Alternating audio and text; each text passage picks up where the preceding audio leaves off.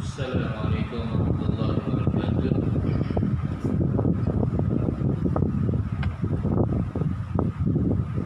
Alhamdulillahilladzi hadana li hadza wa ma kunna linahtadiya laula an hadana Allah. Asyhadu an la ilaha illallah wahdahu la syarika lah. Asyhadu anna Muhammadan abduhu wa rasuluh.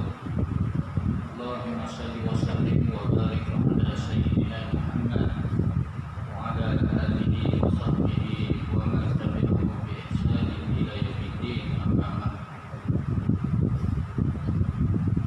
Jadi insyaallah pada malam ini kita masuk hadis 40 tentang wabak. Hadis ini pernah kita bincang masa awal-awal dahulu. Cuma saya nak syarah dari sudut beriman kepada qada dan qadar berdasarkan kepada hadis wabak.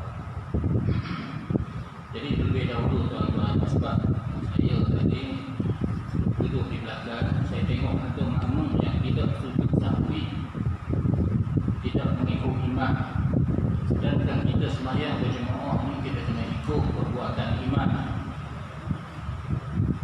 Salah satu daripada perbuatan imamnya yang kita kena ikut adalah sujud sahwi lah. Jadi kemungkinan dia imam tadi tuan-tuan, dia lupa sunat-sunat aba'an. Saya tak tahu saya tak sebab nak tanya ke imam sebab apa dia sujud sahwi. Tapi kita makmum tuan-tuan, kita kena ikut perbuatan imam. Sujud sahwi ini adalah kerana kita tertinggal sunat aba'an. Kalau kita sembahyang seorang diri ke, kita sembahyang berimam ke, kalau imam tapi tertinggal sunat aba'an, maka hendaklah kita ikutlah. Antaranya sunat aba'an yang banyaklah tuan-tuan, banyak duduk tahiyat awal sunat aba'an, baca Allahumma shalli ala sayyidina Muhammad sunat aba'an, baca selawat kepada keluarga baginda Rasulullah, Allahumma shalli ala sayyidina Muhammad wa ala ali sayyidina Muhammad. Itu sunat aba'an itu. Apakah maksud sunat aba'an? Sunat aba'an adalah amalan yang kita sekiranya kita tinggalkan, perbuatan sunat yang kita tinggalkan menyebabkan cacat di solat, maka hendaklah ditapung dengan sujud sahwi mengikut mazhab Syafi'i kita. Kita tak baca qunut, itu sunat aba'an yang perlu kita tampung dengan sujud sahwi. Kalau tidak baca qunut, sah tak sembahyang? Sah. Kalau duduk, tidak duduk tahiyat awal. Tahiyat awal tu tuan-tuan, sembahyang maghrib ada tahiyat awal, tahiyat akhir. Tidak duduk tahiyat awal, itu sunat aba'an. Maka kalau kita tidak duduk tahiyat awal, kena sunat, kena sujud sahwi lah. Nah, tidak membaca at-tahiyatul mubarak. Nah, itu sunat aba'an lah. Membaca at-tahiyatul mubarak, selawat kepada Nabi, selawat kepada baginda Rasulullah, kepada keluarga baginda Rasulullah, itu sunat aba'an semua. Dia ada 8 semua sunat aba'an ni tuan-tuan. Ada 8 kita tengok. Dan salah satu daripada sujud sahwi tuan-tuan yang perlu kita lakukan apabila kita membaca benda yang lain. Bagi contohnya, sepatutnya kita baca masa rukuk ataupun masa sujud, subhana rabbiyal azim wa bihamdihi, subhana rabbiyal a'la wa bihamdihi, kita dibaca Fatihah bagi contohnya. Baru terlupa, baru teringat. Nah, patutnya jangan baca Fatihah. Nah, kita baca subhana rabbiyal azim, subhana rabbiyal a'la, maka sujud sahwi lah. Nah, jadi itu di antara sujud sahwinya tuan-tuan. Jadi kalau kita makmum, kita kena ikutlah perbuatan imam. Kecuali kita niat mufarakah. Niat mufarakah bermaksud kita berpisah dengan imam. Jadi sesiapa yang tidak sujud sahwi tapi tidak sembahyang semula lah. Ada yang kata sembahyang tuan-tuan sudah sah, maka sembahyang yang kedua itu adalah menyempurnakan sembahyang yang pertama. Tak ada masalah. Sebagai contohnya tuan-tuan, dalam bab sembahyang berjemaah, itu sekiranya kita sembahyang dekat rumah, ayam maghrib dekat rumah, tiba-tiba kita berdatang ke masjid, kita nak hadir kuliah ilmu, katakan kuliah ilmu malam ni Ustaz Nazri mengajar, tiba-tiba ada satu jemaah dekat belakang, mungkin dia musafir, kalau dia semayang berjemaah, orang lain sedang berdiri dan orang lain sedang ustaz sedang mengajar. Jadi ketika itu tuan-tuan, dia dah semayang dah maghrib dekat rumah, boleh tak dia semayang sekali lagi?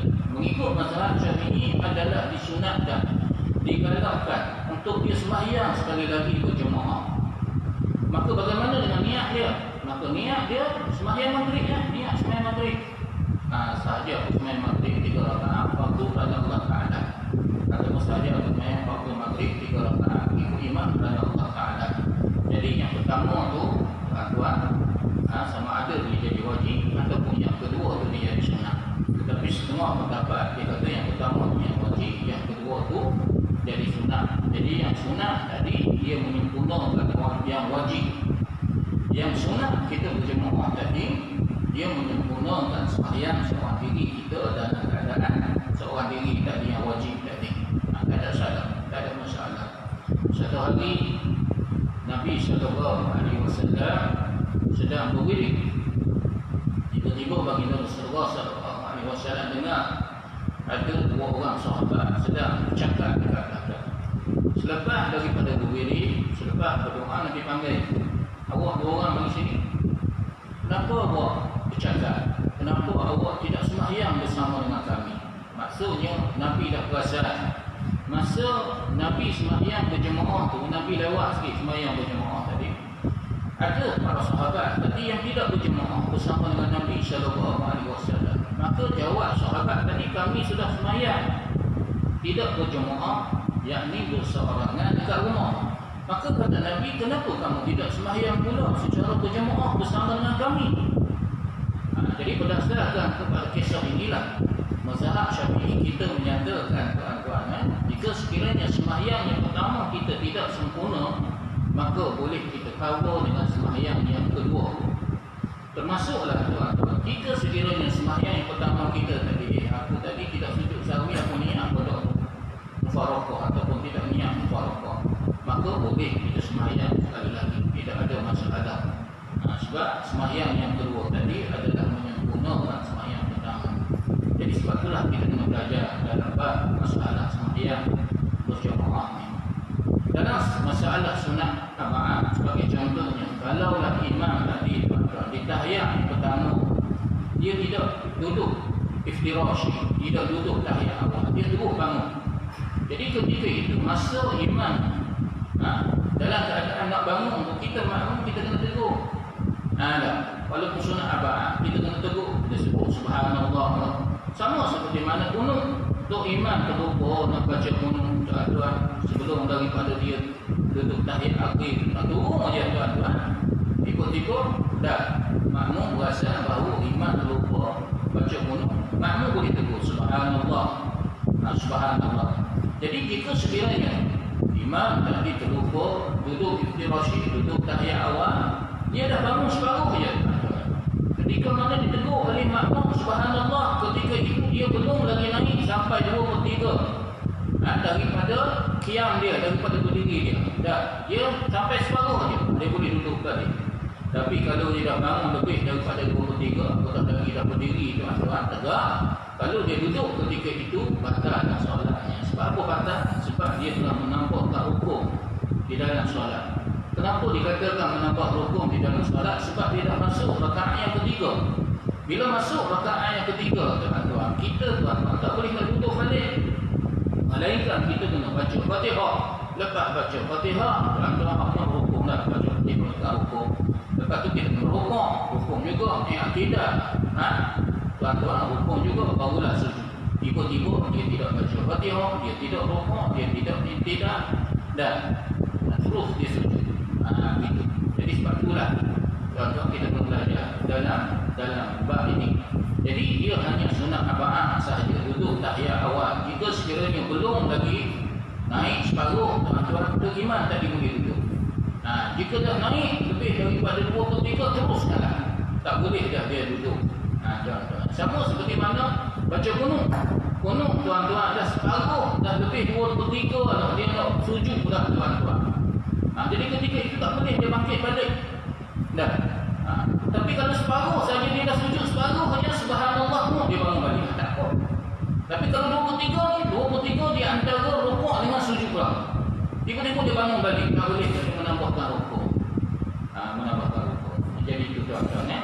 Jadi kita yang makmum ni kita kena ikut perbuatan iman. Kalau tidak batallah solat kita. Jadi sebab itulah apabila kita pergi ke Mekah, orang yang bermazhab Syafi'i macam kita kena ikutkan imam yang bermazhab Hambali. Tak perlu kita baca Quran. Tak perlu kita baca Quran.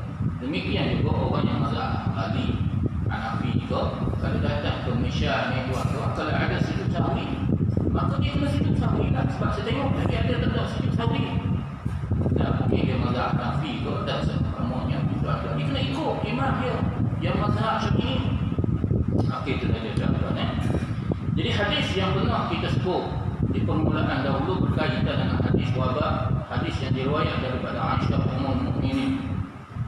Sa'altu Rasulullah sallallahu alaihi wasallam an ta'un. Aku telah ditanya oleh Rasulullah sallallahu alaihi wasallam berkaitan dengan ta'un. Wa akhbarani, maka Nabi sallallahu alaihi wasallam, maka kata Aisyah, maka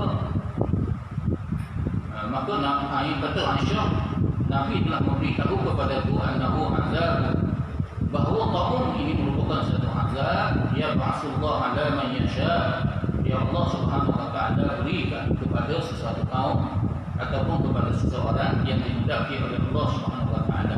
Wa anna Allah ja'alahu rahmatan lil mu'minin, dan jika sekiranya terkena pada kita, maka dia membawa rahmat kepada kita, yakni paling kurang kalau kita reda penghapusan dosa kepada kita. Allah Subhanahu wa taala akan angkat darjat kita. Itu paling kurang tuan-tuan. Apa-apa sahaja musibah yang menimpa diri kita, baik sakit ke, kemalangan ke, hatta terpijak padanya duri kata Nabi sallallahu alaihi wasallam, maka paling kurang kita akan dapat pahala dan dihapuskan dosa dan diangkat padanya darjat. Sebab itulah diriwayatkan bahawa orang yang sakit, dia sabar ketika mana dia sakit di dunia ini, pada hari kiamat nanti dia mendapat nikmat yang besar daripada Allah Subhanahu wa taala, maka dia pun minta dengan Allah, ya Allah, bolehkah aku hidup kembali untuk membolehkan aku menerima musibah yang lebih besar, dan untuk aku sabar dan aku menanggung segala musibah tersebut dan aku redha. Begitulah tuan-tuan, betapa besarnya rahmat yang Allah berikan kepada kita. Dan dalam masa yang sama, seperti mana yang saya syarah sebelum daripada ini tuan-tuan, hadis 40 ni berkaitan dengan wabak ni tuan-tuan, dalam masa yang sama hendaklah kita muhasabah. Kenapa Tuhan turunkan wabak? Mungkin kemungkaran maksiat yang berlaku pada diri kita, keluarga kita, masyarakat kita, negara kita. Mungkin Allah Subhanahu wa taala nak iqab kita, nak bersihkan kita, dosa-dosa kita, semua masyarakat kita. Wa akhbarani annahu azabun yab'asullah ala man yasha, maka Nabi telah memberitahu kepadaku, kata Aisyah, dia merupakan satu azab yang Allah Subhanahu wa taala turunkan kepada sesiapa yang dikehendaki. Wa anna Allah ja'alahu rahmatan lil mu'minin, dan jika sekiranya terkena pada kita orang-orang mukmin, maka dia membawa rahmat. Laisa min ahadin yaqa'u ta'un, dan tidaklah salah seorang daripada kita yang terkena padanya ta'un. Jadi tahun ni tuan-tuan masuk semua sekali lah, semua jadi wabak, termasuklah COVID-19. Wa yang khusus fi baladihi sabiran, maka dia duduk di rumahnya dalam keadaan dia sabar, yakni mengawal dirinya dengan arahan yang telah dikeluarkan oleh Nabi, oleh pihak kerajaan, dalam keadaan dia sabar. Muhtasiban, dalam keadaan dia muhasabah, yakni ya'lamu annahu la yusibuhu illa ma kataballahu lahu, dia mengetahui bahawa semuanya ini telah ditakdirkan oleh Allah Subhanahu wa taala. Dia faham bahawa setiap sesuatu itu yang menimpa dirinya, melainkan semuanya telah ditentukan oleh Allah Subhanahu wa taala melalui qada dan qadar Allah. Illa kana lahu mislu ajrin syahid, maka dia akan memperoleh pahala syahid, dan tidaklah dia demikian itu, melainkan dia akan mendapat pahala syahid. Jadi mengikut Ibn Hajar Al-Asqalani di dalam kitab Fathul Bari, di dalam mensyarahkan hadis ini, dia menyatakan bahawa hadis ini menekankan dari sudut disiplin kita sebagai seorang mukmin. Apabila kita berhadapan dengan sesuatu wabak, maka seorang Muslim seharusnya mengimani bahawa wabak yang melanda negara kita sekarang ini adalah satu ketentuan daripada Allah Subhanahu wa taala. hijab Allah berlaku. Makhluk ini datang daripada Allah. Allah juga yang boleh menghilangkan makhluk tersebut dengan izin Allah Subhanahu wa taala. Maka seharusnya kita mengikut arahan baginda Rasulullah. Maka hari ini kita ikutlah arahan pihak yang berautoriti di dalam masalah pengawalan wabak ini, tuan-tuan. Di antaranya adalah mengawal diri kita, duduk dekat rumah, mengawal diri kita, penjarakan, macam-macam kita buat agama segala macam-macam dan seterusnya. Hendaklah kita bersabar pada mengajar sebarang ujian yang menimpa diri kita, yang menyakitkan diri kita. Dan hendaklah kita muhasabah juga dengan Tuhan turunkan wabak ini kepada kita. Jadi kita sekiranya kita muhasabah, kita reda dengan ketentuan Allah, kita beriman dengan Allah dan qadar Allah bahawa semuanya ini ditentukan melalui ilmu Allah, melainkan semuanya ini berlaku melainkan dengan kehendak Allah. Maka jika sekiranya semua ciri-ciri yang kita sebut di atas dimiliki oleh kita seorang Muslim kata yang mengajar, maka dia berhak untuk mendapat ganjaran pahala syahid. Jadi tuan-tuan, dalam hal ini kalau kita nak faham banyak sangat. Cuma malam ni saya nak fokuskan pula tuan-tuan dari sudut beriman kepada Allah dan qadar. Apakah masuk beriman kepada qadar dan qadar? Satu hadis yang masyhur yang diriwayat daripada Imam Muslim, seorang lelaki bertanya kepada Nabi sallallahu alaihi wasallam, "Ma huwa iman?" Apakah dia iman? Maka jawab baginda Rasulullah sallallahu alaihi wasallam, "An tu'minu billah." Iman itu adalah kamu beriman kepada Allah. Wa malaikatihi, kamu beriman kepada tentera-tentera Allah, yakni para malaikat yang tidak diketahui akan jumlahnya yang terlalu banyak. Wa kutubihi, kita beriman dengan Al-Quran yang diturunkan kepada Nabi kita Muhammad. Kita beriman dengan kitab Injil yang diturunkan kepada Nabi Isa, kitab Taurat yang diturunkan kepada Nabi Musa, kitab yang sah, bukan kitab yang telah diselewengkan sekarang, Zabur kepada Nabi Daud, dan suhuf kepada Nabi-Nabi, di antara Nabi Ibrahim, Nabi Musa, suhuf Ibrahim wa Musa. Wa tu'minu bir rasul wa rusulihi, dan juga kamu beriman dengan rasul-rasulnya, yang 13 semua rasul-rasul yang wajib kita beriman. Kemudian beriman dengan hari akhirat, wal yaumil akhir, wa tu'mina bi qadri khairihi wa syarrihi. Dan akhir sekali Nabi kata, iman itu adalah dengan kita beriman dengan qadar Allah, sama ada yang baik ataupun yang buruk. Jadi termasuklah hari ini wajib kita beriman dengan ketetapan Allah berkaitan dengan wabak ini. Seperti mana yang Nabi sallallahu alaihi wasallam sebut, annahu azabun yab'atsullah ala man yasha. Di mana wabak ini merupakan satu azab yang buruk yang menimpa diri kita, yang dikehendaki oleh Allah Subhanahu wa taala. Maka wajib kita beriman, dia adalah satu ketentuan daripada Allah untuk menguji keimanan kita. Bahkan Syekh Sabiq, seorang ulama yang terkenal daripada negara Mesir, daripada Universiti Al-Azhar. Masa saya belajar dekat Mesir dahulu, saya sempat jumpa dengan beliau. Dia mengajar di sebuah masjid, saya selalu nak pergi dengar kuliah beliau. Kitab dia terkenalnya adalah Aqidatul Islam. Aqidah Islam. Syekh Sabiq di dalam kitabnya Aqidatul Islam menyebut berulang-ulang kali dia kata Allah Subhanahu wa taala menyatakan di dalam Al-Quran tentang wajib kita beriman dengan qada dan qadar. Jadi apa maksud kata Syekh Sabiq kita beriman dengan qada dan qadar ini? Yakni kita beriman dengan segala sesuatu yang terjadi adalah dengan takdir Allah. Kita beriman setiap sesuatu yang berlaku kepada diri kita, hatta wabak ini semuanya adalah ketentuan takdir daripada Allah Subhanahu wa taala. Allah yang menentukan, Allah yang mentakdirkannya kepada kita. Dan sebab dan sebabnya memang tidak dapat dilalui tuan-tuan, disebabkan kelalaian manusia, disebabkan oleh negara China dan apa semua sekali sebab dan musababnya. Memanglah kita kena percaya, tetapi asal usulnya kalaulah Allah Subhanahu wa taala tidak datangkan, maka dia tidak akan datang.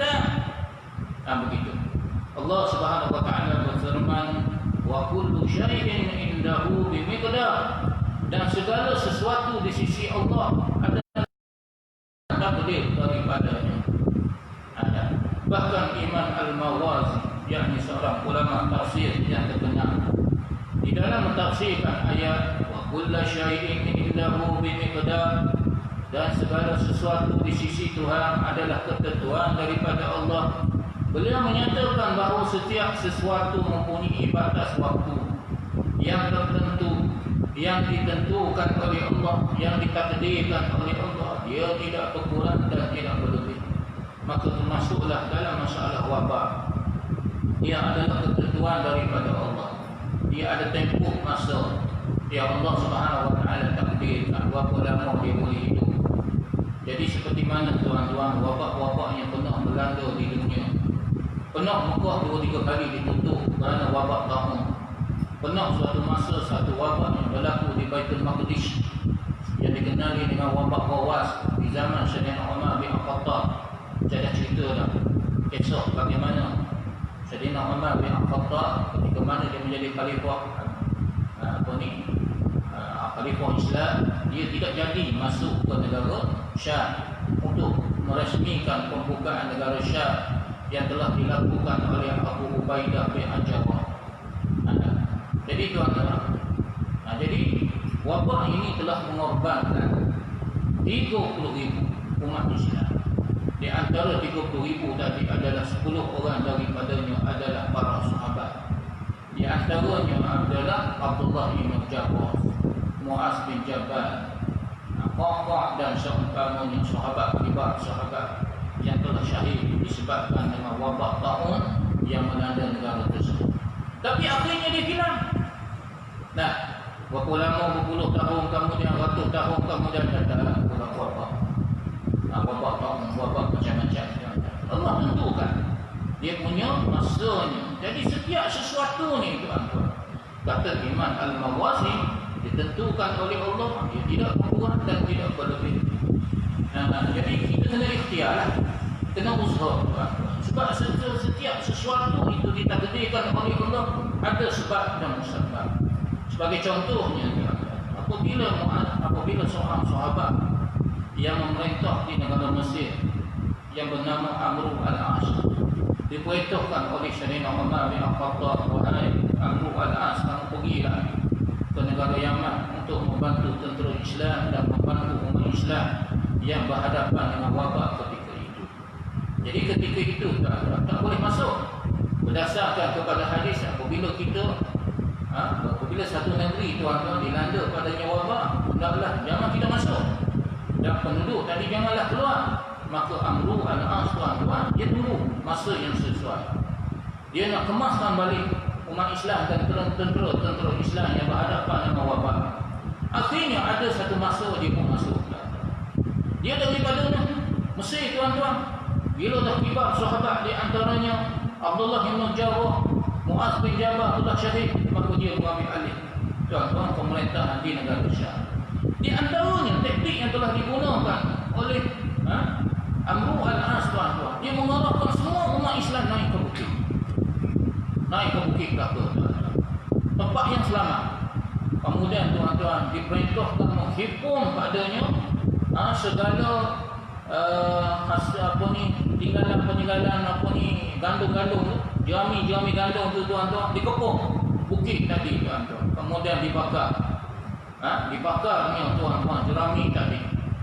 Dan apabila hilang sahaja jerami tadi, hancur sahaja jerami tadi, semua wabak telah hilang. Sebab wabak ni dia akan ikut orang. Semua naik ke bukit, wabak tadi pun tuan-tuan ikut naik ke bukit. Jadi masa dia naik ke bukit tadilah dibakarnya jerami tadi, sehingga wabak tadi pun hancur bersama dengan bakaran jerami. Itu di antara teknik yang digunakan oleh Amr bin al-As tuan-tuan. Jadi selepas daripada itu hilang, tak ada dah wabak. Jadi setiap sesuatu tu tuan-tuan ada tempohnya.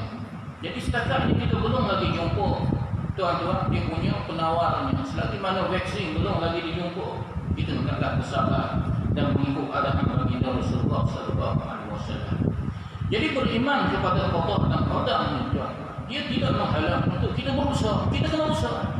Seperti mana dilakukan oleh Sayyidina Umar bin Khattab. Sayyidina Umar bin Khattab. Dia sendiri pun tidak pergi ke negara Syam.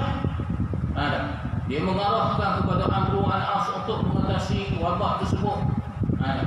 Jadi kita kena berusaha, tuan-tuan, kena berikhtiar dan bertawakal kepada Allah. La sekali barulah kita berserah kepada Allah Subhanahu Wa Taala. Sama seperti mana kita sakit, janganlah berserah pula-pula kepada Allah. Biarlah Tuhan dah takdir, aku sakit, biarlah aku mati dalam keadaan macam ni. Tak boleh, tuan-tuan. Kita kena usaha, kita kena ikhtiar, cari penawaran yang cari obat dia, makan obat, jumpa doktor. La sekali barulah kita berserah kepada Allah Subhanahu Wa Taala. Tapi dalam masa yang sama, hendaklah kita yakin bahawa obat tadi dia tidak boleh memberi kesan, dan doktor juga tidak boleh memberi kesan. Tapi itu adalah ikhtiar kita yang boleh kita lakukan. Tujuan kita ikhtiar ni, tuan-tuan, yang pertamanya adalah untuk mendapat pahala daripada Allah Subhanahu Wa Taala. Yang kedua, supaya kita tidak mengenyek. Ada para sahabat, tuan-tuan, yang sakit, dia tidak berubat pun, tuan-tuan, dia redha dengan ketentuan Allah Subhanahu Wa Taala, tetapi dia tidak mengenyek. Kita ni mengenyek. Kita ni merintis, tuan-tuan, kenapa lah Tuhan turunkan sakit kepada aku, ramai lagi orang yang sihat. Dia mengingat. Bila kita mengingat, kita telah, tuan-tuan, tidak bersyukur dengan nikmat Allah. Kita telah, tuan-tuan, hilang segala pahala. Jadi beriman kita terhadap wujudnya ketentuan qada dan qadar ini, dia tidak menafikan perlunya kita berusaha, perlunya kita tawakal dan mengambil sebab dan musabab terhadap sesuatu benda yang menimpa diri kita. Jadi beriman dengan qada dan qadar ini, tuan-tuan, kita kena ambil sebab dan musabab dia. Kenapa Allah Subhanahu Wa Taala turunkan, dan kita kena ikhtiar. Segala ikhtiar dan tindakan kita tadi, insya-Allah akan mendapatkan jalan pahala yang sangat besar. Orang yang lapar, dia kena makan. Nak makan, tuan-tuan, kena ada makanan. Nak ada makanan, kena beli makanan. Nak beli makanan, kena ada duit. Nak ada duit, kena bekerja. Maka wajib ke atas kita bekerja untuk dapatkan duit, untuk tampung diri kita, keluarga kita. Bekerja itu adalah wajib. Asalnya bekerja tidak wajib. Bila dah ada duit, tuan-tuan, wajib kita beli makanan. Makanan tak akan masuk dalam mulut kita. Tak ada orang bagi makanan kepada kita, kita pun belilah makanan. Lepas dapat makanan, tuan-tuan, kita kena suap dalam mulut. Makanan tadi tidak akan masuk ke dalam mulut kita, dalam perut kita dengan sendirinya. Jadi semuanya itu adalah kena ikhtiar, kena usaha, tuan-tuan. Jangan tawakal macam tu sahaja, tuan-tuan. Contoh yang sama apabila kita sakit, kita hendaklah berusaha untuk mencari penawarnya, cari obatnya, jumpa doktor, letak serasi dengan obat ni, dengan doktor ni, cari doktor yang lain pula. Sehinggalah, tuan-tuan, kita ni berhasil, ataupun ditakdirkan kalau tidak berhasil pun, paling kurang kita dah berserah kepada Allah Subhanahu Wa Taala. Bertawakal kepada Allah, dapat pahala usaha, dapat pahala tawakal, dapat pahala serah urusan kita kepada Allah pun dapat pahala. Banyaknya pahala yang kita dapat. Bukannya obat tadi, tuan-tuan, boleh menyembuhkan kita.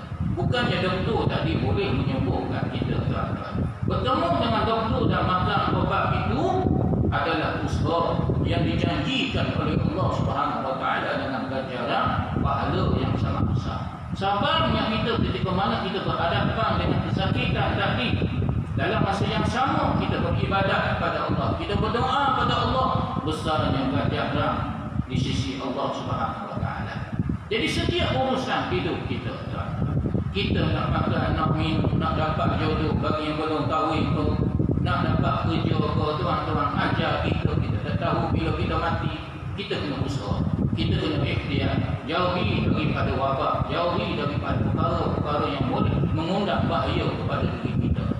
Kita kena usaha ikhtiar. Pada masa yang sama, Allah Subhanahu Wa Taala menyuruh kita berusaha seupaya yang mungkin. Saya tertarik tentang sejarah KFC itu, tuan-tuan. Ada apa benda nama pengasas kepada KFC itu, tuan-tuan, dekat Kentucky, di negara Amerika, tuan-tuan. Dia kali pertama, tuan-tuan, dia memperkenalkan ayam KFC dia, tuan-tuan. Tak dapat sambutan. Tapi adakah dia kecewa dengan tindakan pertama dia? Tuan-tuan tahu tak bahawa usaha dia untuk memasarkan dan untuk memperkenalkan KFC dia, tuan-tuan, adalah 1000 kali. Kita ada kos, tuan-tuan sudah berusaha sampai ke 5 kali, 6 kali. Dia 1000 kali kata. Pergi ke kedai ni tolak, pergi ke kedai ni tolak. Sampai ke 1000 kali tuan-tuan. Dia usaha untuk mempromosikan ayam KFC dia. Hari ini seluruh dunia tuan-tuan ada cawangan KFC. Maksudnya tuan-tuan, kegagalan kali pertama tidak menjadikan dia terus rasa kecewa. Itu orang kafir. Kalau kita orang yang beriman ni tuan-tuan, kita yakin dengan usaha kita ni dapat pahala tuan-tuan. Allahu Akbarnya tuan-tuan, besarnya pahala. Ini lampu yang kita sedang menikmati sekarang ni tuan-tuan. Lampu ni tuan-tuan direka oleh salah seorang daripada ahli sains tuan-tuan. Lebih kurang 1000 kali dia cuba untuk nak menerangi tuan-tuan dunia ini dengan lampu. Kalau tidak kita masih lagi dalam keadaan 1000 kali usaha dia tuan-tuan, segala usaha dia dan segala kajian dia. Kalau dah dia ni beriman tuan-tuan, cerahnya dia dalam kubur. Tapi oleh kerana dia kafir, cuba bayangkan kalau dia itu beriman. Bayangkan kalau kita tuan-tuan buat benda yang boleh memberi manfaat kepada seluruh manusia. Seperti mana orang yang buat lampu ni tuan. Oh besarnya pahala, itulah amal jariah yang paling besar. Bukan sahaja orang yang beriman yang dapat manfaat, bukan sahaja malam ni kita dapat hadir kuliah berjemaah dengan adanya lampu yang cerah. Seluruh dunia dapat manfaat besarnya pahala. Adakah beliau tuan-tuan berusaha sekali 2 kali? Dia tidak, hampir 1000 kali usaha dia. Kalaulah dia beriman tuan-tuan, usaha dia 1000 kali itu pahala cukup besar.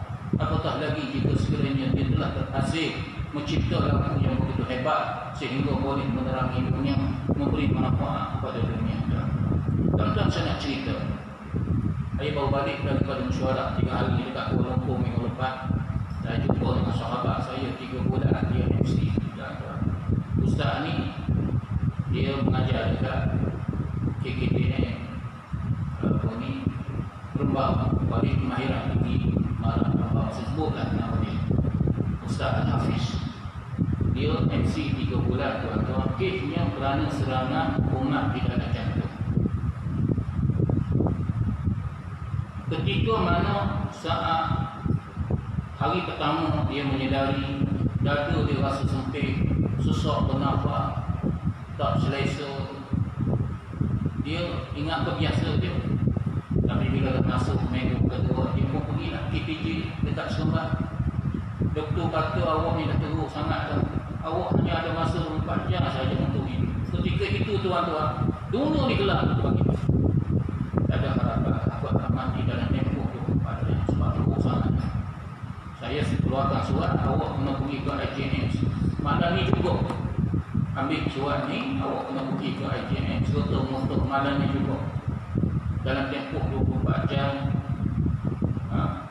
kemungkinan berbagai-bagai kemungkinan boleh berlaku dan awak hanya ada peluang untuk hidup dalam tempoh 24 jam.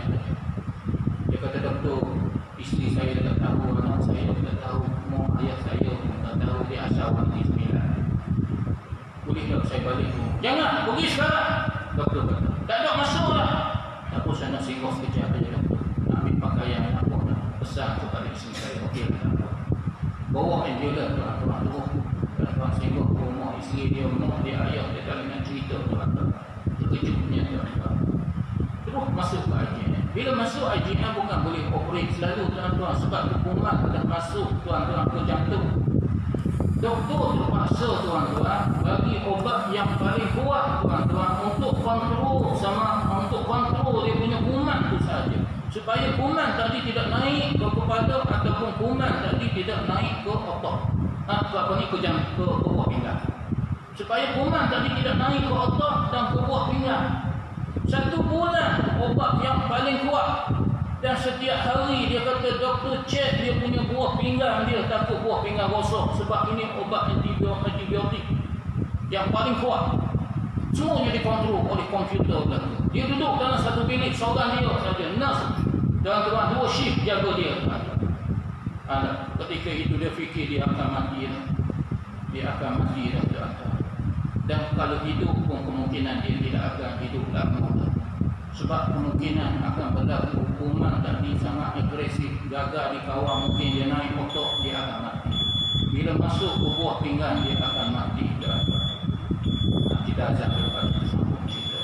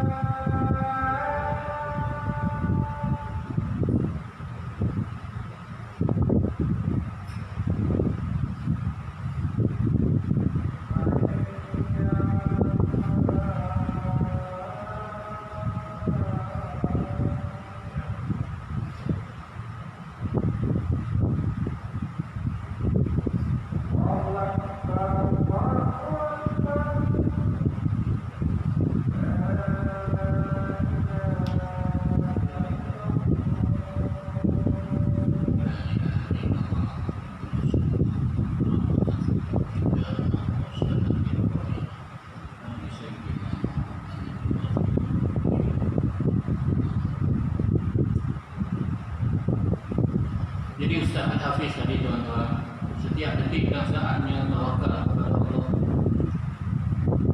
Dia mengharapkan sangat Allah bagi peluang untuk kali yang kedua. Doa tu tak cerita lah tuan-tuan. Ketika itu dia kata dia sangat dekat dengan Allah SWT, sangat berpisah dengan Allah. Di mulutnya hanya berzikir, hanya beristighfar kepada Allah SWT. 3-4 kali sehari tadi pun pada Allah. Abang dia datang ziarah bagi kekuatan kepada beliau. Ingatlah kita masih ada Allah. Kita hanya berusaha, doktor hanya berusaha. Kita masih ada Allah. Dan kalian kayak kamu satu-satunya yang masih lagi hidup sekarang ni habis, mau kamu.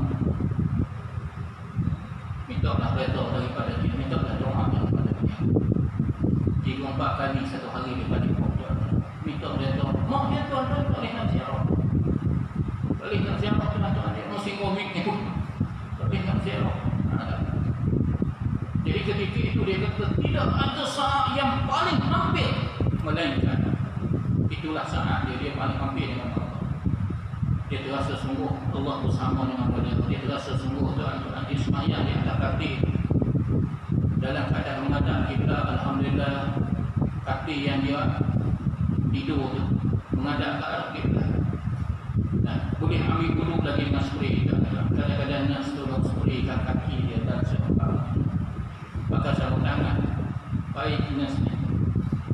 Doktor Yang pantau dia adalah doktor yang seorang yang terbaik, yang pegangan agamanya cukup hebat. Apa nama doktor tadi? Saya dah lupa nama doktor. Doktor tadi dia kata berdoa, aku tak ada puasa, dia kata. Aku setiap hari belah dada orang ni. Ada setiap minggu belah dada orang ni. Dalam sebelah 4 orang aku belah dada orang.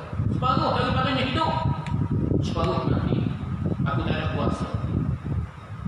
Yang menentukannya adalah Allah Subhanahu Wa Taala. Tak ada peluang doktor tadi nak sembang lebih, tuan-tuan. Dia keluar patah je perkataan, tetapi cukup berenang, cukup menyentuh jiwanya. Dia pernah tanya, kenapa doktor bersikap demikian? Dia kata, awak kena faham, doktor yang merawat awak ni adalah doktor jantung. Dia tak sama dengan doktor ortopedik. Doktor ortopedik yang datang ziarah awak ni, tak boleh senyum lagi, boleh bergurau lagi. Tapi doktor jantung, separuh daripada pesakit dia mati.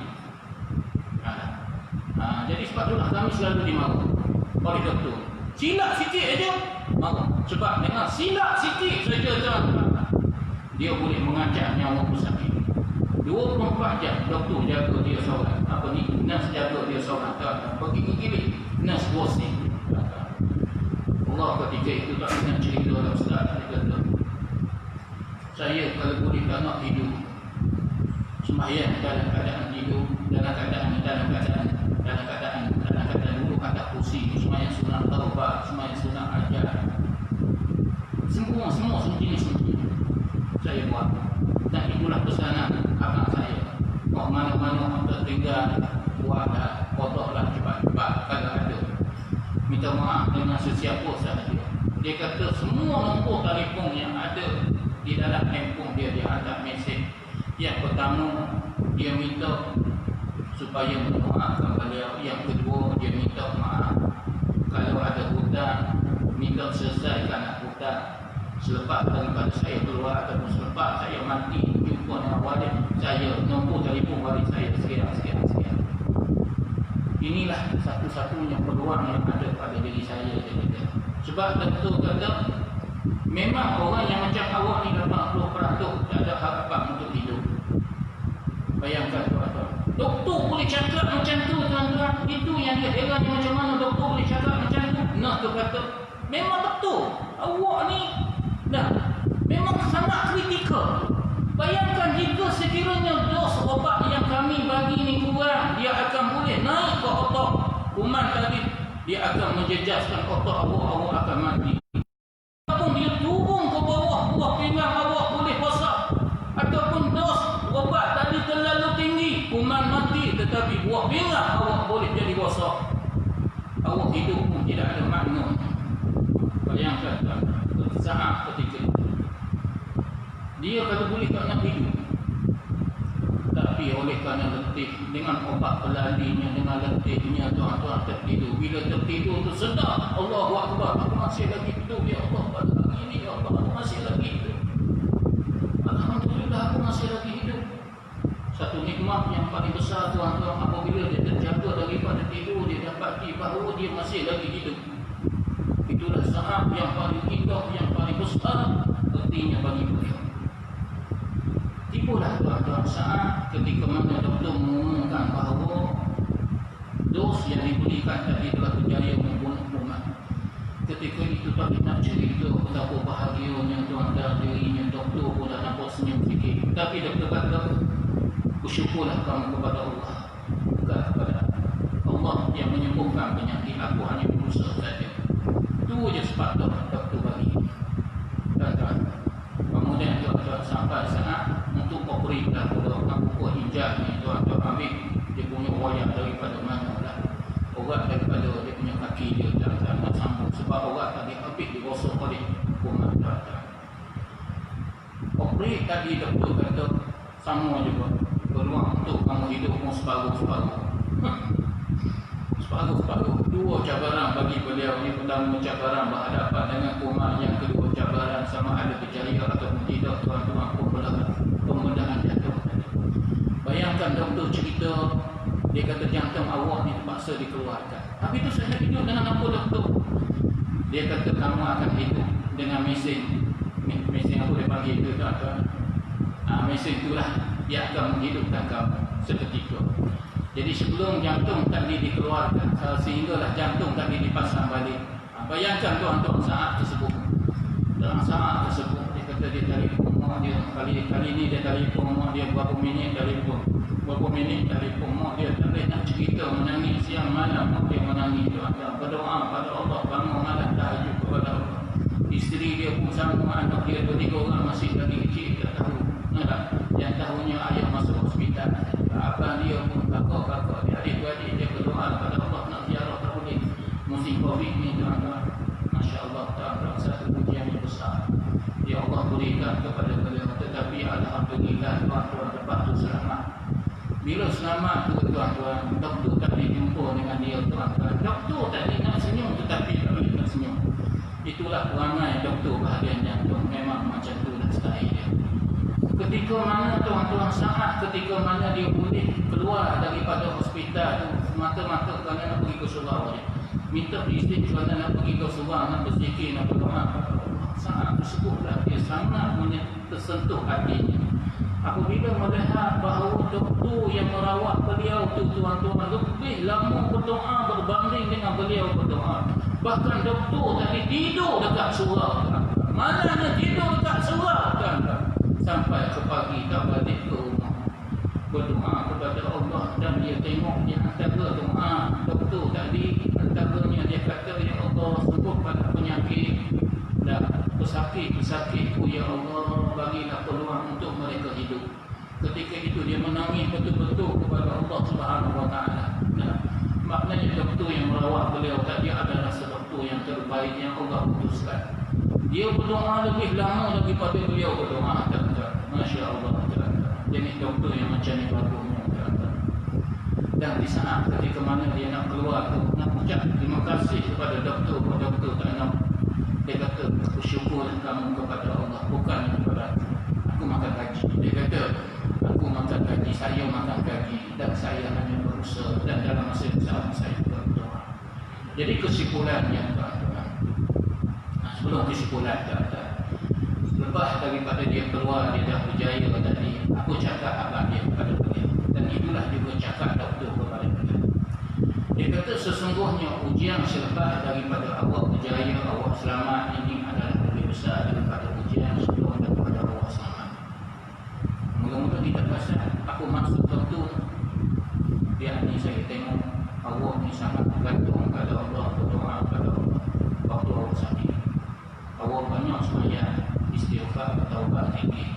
Adakah awak dapat mengekalkan doa, zikir, istighfar dan sembahyang sunnah selepas daripada awak sihat, selepas daripada ini umur awak masih lagi muda dalam 30-an? Adakah awak akan kekal amalan awak sehingga awak mati? Itulah kata-kata itu. Dan itulah juga nasihat abang beliau kepada beliau. Tuan-tuan yang mati, kesimpulannya tuan-tuan, wajib kita berikhtiar, kita bertawakal. Bukan kita semata-mata berserah kepada Allah dan kita bertawakal tanpa kita berusaha. Berserah, bertawakal kepada Allah betul, tetapi hendaklah disertai dengan usaha. Sejauh mana usaha kita nak berhadapan dengan sesuatu masalah, terutamanya masalah COVID sekarang ini. Kita berusaha cari sebab dan musababnya. Lepas dah berusaha kerajaan, dah berusaha dah tuan-tuan, barulah kita berserah kepada Allah. Last kali, bahawa perlunya kita beriman dengan ketentuan daripada Allah. Sama ada kita hidup ataupun kita mati. Seperti mana kisah tadi lah. Sama ada kita hidup ataupun kita mati. Kita berusaha, kita bertawakal kepada Allah, kita berserah kepada Allah, tawakal berserahlah kepada Allah. Last kali barulah kita serahkan kepada Allah, kita berjaya ataupun tidak. Kita hidup ataupun kita mati. Di mana kita yakin dan kita beriman, di sana ada kuasa yang akan menentukan segala urusan kita. Kita serah kepada Allah. Jadi ketiga-tiga elemen inilah yang perlu diseimbangkan tuan-tuan. Jangan cacat mana-mana. Serah jangan miss. Tawakal kita, serah kita jangan miss. Bila sekali kita serah kepada Allah, Allah nak tentu macam mana. Kalau dah berlaku sebaliknya ketika itu kita tengah kereta, hati kita akan tenang. Itulah yang tenang. beriman dengan qada dan qadar. Dan inilah yang dikatakan cara orang mukmin kita berfikir. Jadi betapa indahnya cara kita orang mukmin ni kita berfikir. Kita berusaha, kita berserah kepada Allah, kita bertawakal kepada Allah. Last kali kita serah kepada Allah. Allah dia akan menentukan sama ada berjaya ataupun tidak. Nabi sallallahu alaihi wasallam bersabda, "An Umar bin Khattab, anna Rasulullah sallallahu alaihi wasallam qala, "Law annakum tatawakkaluna 'ala Allahi haqqa tawakkul." Jika sekiranya kamu benar-benar bertawakal kepada Allah dengan sebenar-benar tawakal kepada-Nya. Yang ini kita dah berusaha. Last kali kita bertawakal kepada Allah, la razaqakum, Allah akan bagi rezeki kepada kamu. Kama yarzuqut tayru, seperti mana Allah bagi rezeki kepada burung. Taghdu khamasan, dia keluar di waktu pagi sebelum subuh lagi dah. Tapi sebelum dia keluar cacing, dia berzikir, dia bertasbih kepada Allah. Wa taruhu biqanan, dia terbang daripada satu bukit ke satu bukit, daripada satu padang pasir kepada satu padang pasir, balik ke rumahnya di waktu petang dalam keadaan perut yang kenyang. Lalu ketika itulah dia bagi makan kepada anak bini dia. Inilah sikap tawakal yang buruk. Tuan-tuan, dia berusaha keluar sebelum daripada subuh, sebelum keluar tu berzikir dulu tuan-tuan. Daripada satu pokok ke satu pokok, daripada satu bukit ke satu bukit, dia cari makanan, disimpannya di dalam tengkolok. Kemudian tuan-tuan balik ke rumah, tuan-tuan bagi makan kepada anak bini dia tuan-tuan. Dan sebelum daripada tidur dia berzikir, lalu cacing. Waktu maghrib ni kita nak sembahyang maghrib, dia tak berzikir.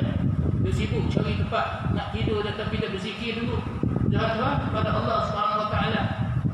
Adakah burung tadi tuan-tuan duduk dekat sarang dia tunggu Allah sembuhkan penyakit, Allah turunkan rezeki? Tidak.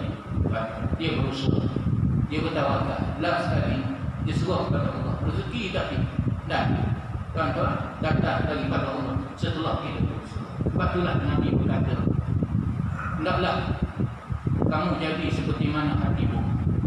Sesungguhnya hati seseorang yang memiliki hati buruk, dia akan dapat masuk syurga. Maka para sahabat berkata, macam mana nak dikatakan memiliki hati buruk? Itulah dia sifat usaha, sifat tawakal, berserah kepada Allah. Dan last kali dia serah kepada Allah sama ada dia berjaya atau tidak. Itulah sifat yang sepatutnya dimiliki oleh kita semua. Mudah-mudahan tuan-tuan, di dalam semua perkara yang menimpa diri kita, terutama wabak ni tuan-tuan, kita berusaha ikut arahan, kita berusaha untuk mencari sebab dan musyawarah, dan masa yang sama kita bertawakal dan kita berserah kepada Allah Subhanahu Wa Taala. Auzubillahi minasyaitanir rajim. Bismillahirrahmanirrahim. Allahumma afina min kulli bala'i dunya wa 'adzabil akhirah wa syarri dunya wa syarril akhirah. Ghafara Allahu lana wa lakum ya karim. Rabbana zalamna anfusana